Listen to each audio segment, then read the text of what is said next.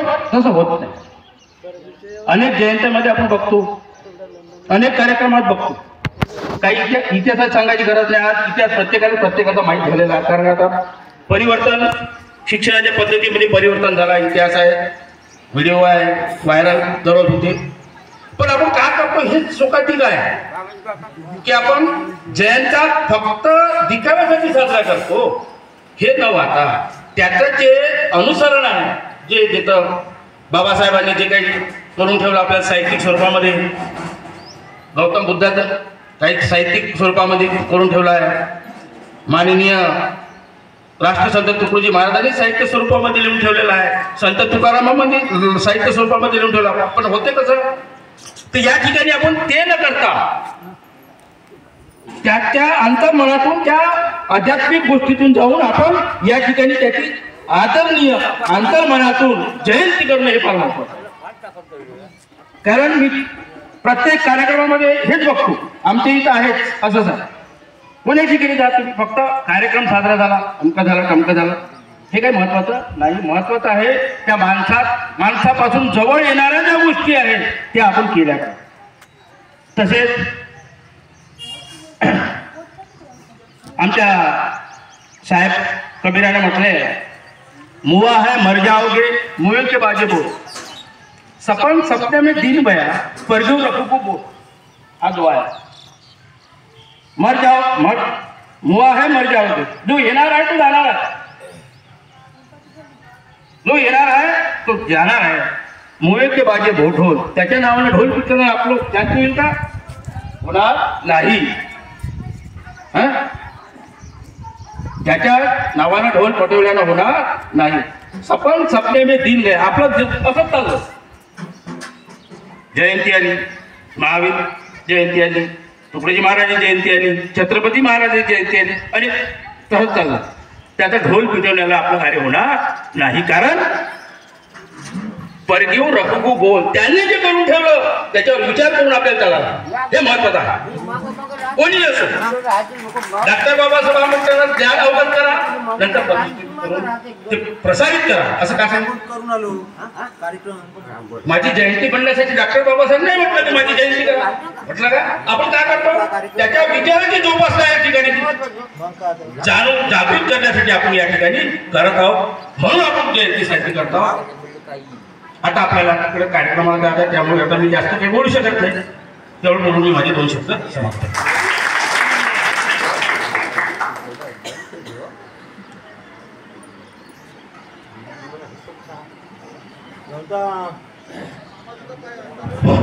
तसे बाबे सर सुद्धा 2 शब्द सांगतील अशी त्यांना विनंती करतो.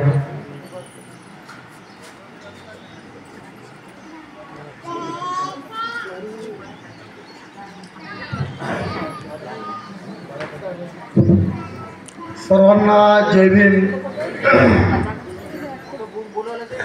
समतेचा, शांतीचा संदेश देणारे, पंचशिलाची शिकवण देणारे तथागत गौतम बुद्ध, महात्मा ज्योतिराव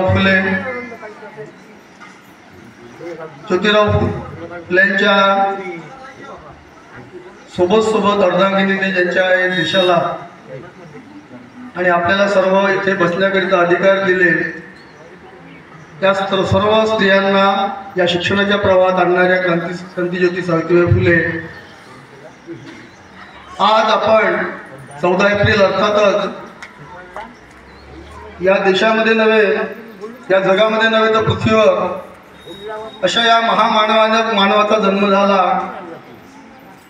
ज्या महामानवाने संपूर्ण जगाला आपल्या लेखणीमधून, आपल्या विचारातून आणि तथागत गौतम बुद्धांना आपलं श्रद्धास्थान आणि गुरु मानून त्यांच्या विचाराने प्रेरित होऊन, महात्मा फुलेंच्या विचाराने प्रेरित होऊन ज्या महामानवाने या देशाला, जगाला एक घटना दिली आणि एक शिकवण दिली, त्या महामानवाची, अशा बोधिसत्व महामानव भारतरत्न डॉक्टर बाबासाहेब आंबेडकरांची आज 135वी जयंती आपण तिथे आपल्या या बौद्ध विहारामध्ये आपल्या चिंचोली गावामध्ये साजरी करतो आहोत.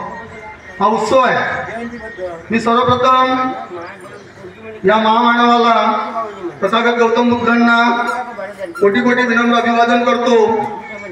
तुम्ही सगळे माझ्या गावातील ग्रामस्थ मंडळी, महिला भगिनी, ज्येष्ठ नागरिक, इथे उपस्थित असलेले सर्व आपले माजी उपसरपंच आहेत तिथे उपस्थित, आणि भारतीय बौद्ध महासभा जी ग्रामीण शाखा चिंचोली आहे, या चिंचोलीचे सर्व सन्माननीय अध्यक्ष, उपाध्यक्ष, सर्व पदाधिकारी, सदस्यगण आणि गावातील समस्त ज्येष्ठ श्रेष्ठ असे मान्यवर बंधू भगिनी, मित्रांनो, आताच गाडगे काकाजी बोलून गेले इथे की आपण या महामानवांच्या, महापुरुषांच्या, राष्ट्रपुरुषांच्या या देशामध्ये जे काही महान व्यक्ती होऊन गेले, ते शिवाजी महाराज असतील, डॉक्टर बाबासाहेब आंबेडकर असतील, ते संत असतील, महात्मे असतील, कोणत्याही जाती धर्मातील, पण सगळ्यांनी एकच शिकवण दिलेली आहे, ती मानवतेची.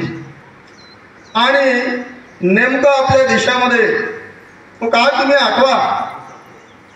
आता मला तर त्या काळाची झळ पोचली नाही, पण अभ्यासाअंती मला असं कळलं की आपला जो या देशातील विविध जाती धर्मांमध्ये विभागलेला जो हा समाज आहे, कारण आपल्या देशामध्ये प्रांतवार, भाषारचनावार, प्रादेशिकतावार सगळ्या गोष्टी लक्षात घेऊन प्रत्येक जाती धर्माला महत्त्व देऊन या देशामध्ये एक एकता कशी राहील, हा समाज एकसंघ कसा राहील, याकरिता प्रयत्न होणे गरजेचं होतं.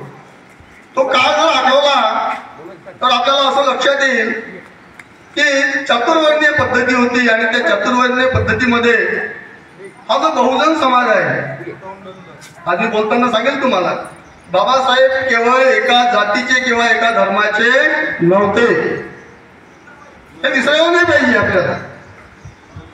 ते सर्व धर्मासाठी होते, सर्व धर्माचे होते. ते बहुजनांचे होते, कैवारी होते बहुजनांचे. तुम्हाला आठवत असेल, माझ्यापेक्षा श्रेष्ठ कनिष्ठ असे माझे वडीलधारी मंडळी इथे बसलेले आहेत, काही काकू आहेत, की त्या काळाची परिस्थिती कशी होती. म्हणजे माणसाला सुद्धा माणसाप्रमाणे जगता येत नव्हतं, त्याला कुठल्याच गोष्टीचं स्वातंत्र्य नव्हतं.